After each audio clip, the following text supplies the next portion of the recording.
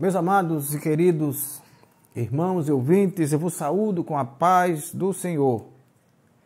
Graças a Deus que tem nos dado vitória em Cristo Jesus, nosso Senhor. Estamos voltando para tratarmos dos negócios do Senhor e convidamos você a nos ajudar nesse trabalho.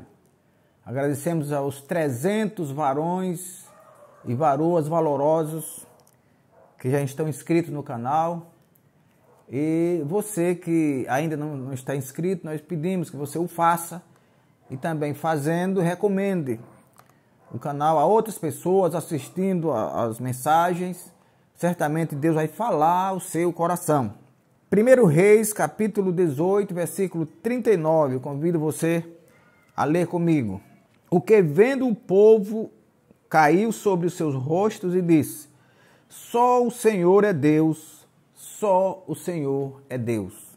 Trataremos exatamente desse tema. Só o Senhor é Deus, parte 1.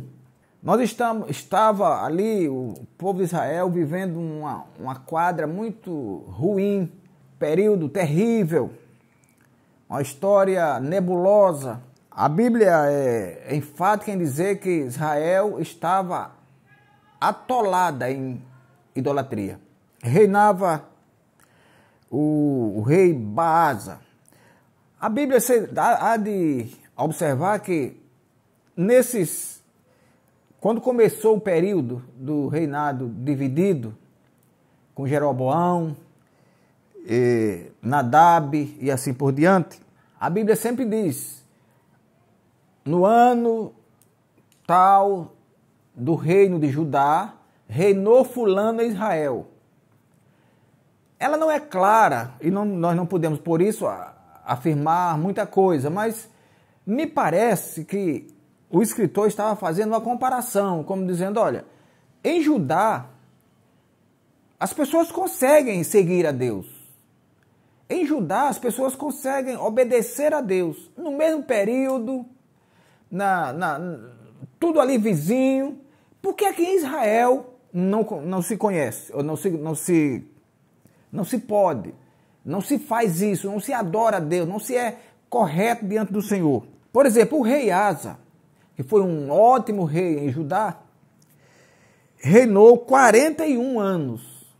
E durante o reinado dele, reinaram em Israel Nadab, Baasa, Elá e Acabe. Sem contar com Zinri e Onri, que tiveram períodos muito turbulentos e a história não registra como reis, não estão na cronologia dos reis de Israel. E que a história diz que foi um dos períodos, ou o período mais nebuloso, mais idólatra da história do reinado de Israel. Foi com Nadab, filho de Jeroboão, Baasa, Elá, filho de Baasa, e Acabe, filho de Onri. Para Onri, nós podemos dizer o seguinte, que um certo Zinri, que era auxiliar de Baasa, ele conspirou contra Baasa. Diz a Bíblia que ele se aproveitou enquanto Baasa estava bebendo e se embriagando. Observem bem, Baasa, rei de Israel, estava bebendo e se embriagando. E Zinri se aproveitou desse período fraco dele e o matou. Depois matou também a sua família, a família de Baasa. Em apenas 7 dias ele fez isso. E a Bíblia diz que o povo de Israel se revoltou com a traição, a conspiração de Zinri e a morte e a exterminação da família de Baasa. Então o povo se reuniu e pegou Onri e o tornou rei em Israel. E Onri então marchou para a casa de Zinri, que foi avisado que ele estava vindo uma marcha contra ele e que Onri já havia sido feito rei em Israel. Então a Bíblia registra que Zinri, sem saída, sabendo que o seu reino corria sério risco e a sua vida também, tocou fogo na própria casa e morreu. Onri reinou ali algum tempo, cerca de 2 anos e depois foi substituído. E é aí que nós queremos começar a nossa história. Israel, como eu disse, estava tomado uma tremenda idolatria. E nesse período, já falando de Onri, quando Onri morre, nasce, reina no seu lugar Acabe. Acabe, que era filho de Onri. A Bíblia diz que todos esses, tanto Nadab, Abiú, Jeroboão foi o primeiro, Nadab, Abiú, Elá, Acabe, foram tristemente idólatras. Foram pessoas que encaminharam, não é a questão deles serem displicentes e alguém tomar um outro caminho. Não, eles encaminharam o povo para pecar. Eles dirigiram o povo para a idolatria. E a Bíblia diz que, como se fosse pouca coisa, Acabe reinar sobre Israel, porque era filho de um idólatra, e ele era idólatra também, ele casou com Jezabel, filha de Etbaal, rei dos Sidônios. Os Sidônios eram inimigos de Israel desde a caminhada lá do Egito, porque eles não permitiram que o povo de Israel passasse por dentro dos seus termos, e Deus havia dito que os sidônios nunca entrariam na congregação do Senhor eternamente. Então, Etbaal significa com Baal. Era alguém que estava aliado de sangue e alma ao rei, ao Deus Baal. Louvado seja o Senhor. Então, nesse período, aparece Elias como legítimo profeta e representante do Senhor.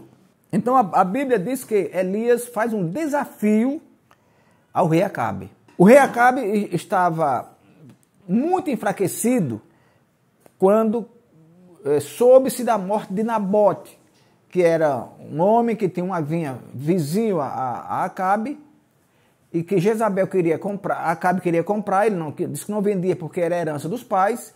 Acabe reclamou a Jezabel, que verdadeiramente era quem mandava no reinado, e aí Jezabel matou Nabote e entregou a vinha a Acabe. E a Bíblia diz que isso enfraqueceu muito o reinado. Apesar da idolatria, ele caiu no descrédito muito por causa disso, de matar um homem inocente, um homem de bem, um homem que todos honravam, para tomar a sua herança, o seu bem, só porque ele disse que não vendia. Então, a Bíblia diz, no capítulo 17, versículo 1, que nós vamos ler, que Acabe foi desafiado por Elias. Então, Elias, o tisbita dos moradores de Gileade, disse a Acabe: vive o Senhor, Deus de Israel, perante cuja face estou, que nestes anos nem orvalho, nem chuva haverá, senão segundo a minha palavra. Acabe agora encontrou um par, encontrou um pé para o seu sapato. Deus era com Elias, e Elias desafia. Você diz que é alguma coisa, então a partir de hoje não haverá chuva, nem orvalho, senão segundo a minha palavra, e você faça alguma coisa. Junte os seus deuses, junte o Deus de Baal, os profetas de Baal, juntem os profetas de Azera, que os profetas de Azera era era a forma feminina de Baal. Então, quando ele faz esse desafio a Acabe, a Bíblia diz que houve uma perseguição contra Elias. E Deus então manda Elias se esconder e ordenou que corvos lhe sustentassem. Queridos irmãos, não é para ninguém se alarmar, ninguém ficar triste, ninguém ficar acabrunhado com a cabeça entre as pernas quando o inimigo ameaça. Porque nós temos um Deus que nos guarda. Nós temos um Deus que não nos deixa cair na mão do inimigo. E se cairmos, seremos vitoriosos, porque Ele é Deus que livra. A Bíblia diz que Deus é aquele que livra, ou que garante a causa do pobre, a causa do justo, a causa da viúva. Glória a Deus. 17, 4 e 6, nós podemos ler o seguinte, 4 a 6. E há de ser que beberás do ribeiro, e eu tenho ordenado aos corvos que ali te sustentem. Foi, pois, Elias, conforme a palavra do Senhor, porque habitou junto ao ribeiro de Querite, que está diante do Jordão. A água tinha, até certo ponto, até certo tempo. Mas a comida quem trazia eram os corvos. Glória a Deus. Os corvos não são urubus, como muita gente diz. Eles são ali da mesma linhagem, mas não são urubus. Os corvos sustentaram o profeta até que acabou a água no ribeiro. Glória ao Senhor. O ribeiro era um afluente do Rio Jordão. E Deus, meus amados irmãos, permitiu que tudo isso acontecesse para que as pessoas soubessem que Ele é Deus, que Ele é garantidor da nossa vida, que Ele é sustentador do nosso conforto. Aleluia! Que Ele é nosso defensor fiel. Muito bem diz o salmista que Ele é socorro presente na hora da angústia. Glória a Deus!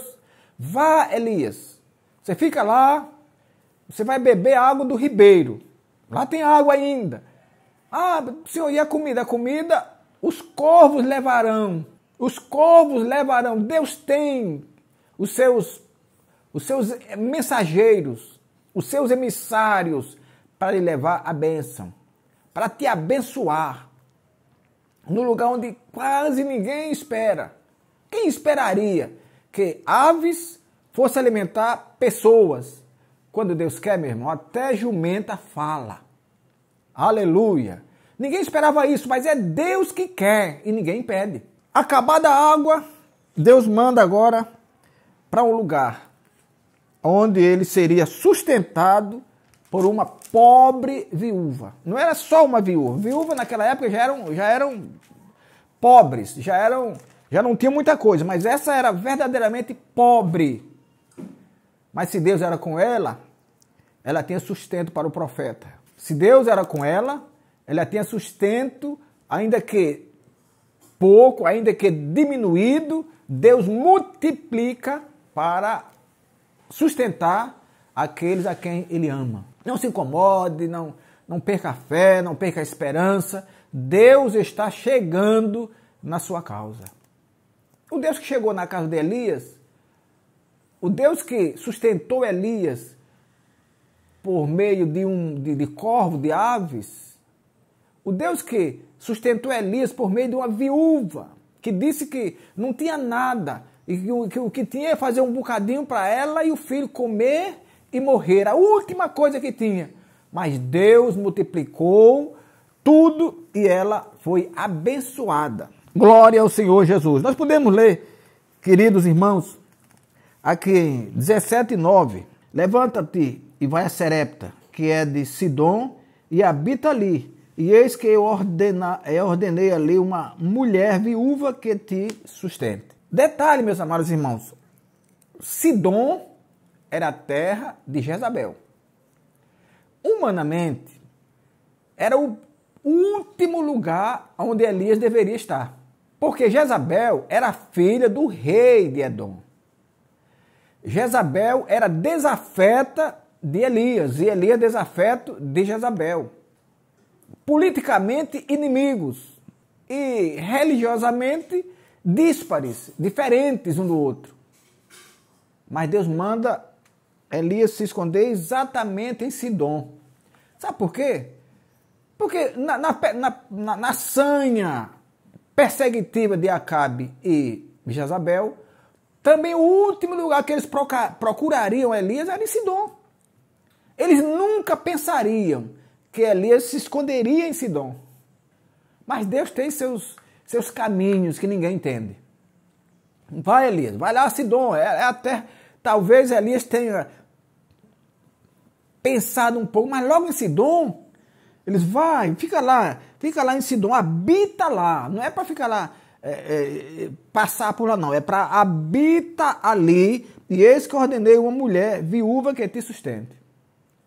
Glória a Deus. Só o Senhor é Deus, meus amados irmãos, para fazer isso na vida, na minha vida e na sua vida também. E olha a história agora. Então se levantou e se foi a Serepta. E chegando à porta da cidade, eis que estava ali uma mulher viúva apanhando lenha. E ele, chamando-a, disse: traze-me, peço-te, numa vasilha um pouco de água que beba. Glória a Deus. A chegada de Elias. Traga um pouquinho de água para que beba. E indo ela buscar a água, ele chamou a mulher e disse: não, traze-me também agora um bocado de pão na tua mão. Aí, meus queridos irmãos, mexeu no ponto fraco da viúva. Aí a viúva disse, porém, ela disse: vive o Senhor teu Deus, que nem um bolo tenho, senão somente um punhado de farinha numa panela e um pouco de azeite na botija. E eu estou procurando aqui gravetos. Gravetos são pedacinho de madeira seca. Pedacinho de madeira. Eu procurei muito isso para fazer lenha quando morávamos no interior do estado. Estou procurando gravetos para fazer um bolinho aqui para eu comer com meu filho e morrer. Não tem mais nada. Como que o senhor chegou em péssima hora. O senhor chegou em hora errada. Como quem pensando, vai morrer eu. Se o senhor está pensando que vai ser sustentada por mim, morrerá eu, meu filho e você, e o senhor. Mas Deus é Deus. Deus garante a nossa vitória. Deus garante o nosso sustento. Aí Elias disse a ela: não temas. Vai e faze conforme a tua palavra. Porém, primeiro para mim. Primeiro para mim. Não tem um bolo para fazer? Não tem um pouquinho de farinha, um pouquinho de azeite? Faça primeiro para mim. Procura os gravetos aí e faça primeiro para mim. Aleluia. Faça primeiro para mim. E traze-me para fora. Depois farás para ti e para teu filho. Porque assim diz o Senhor.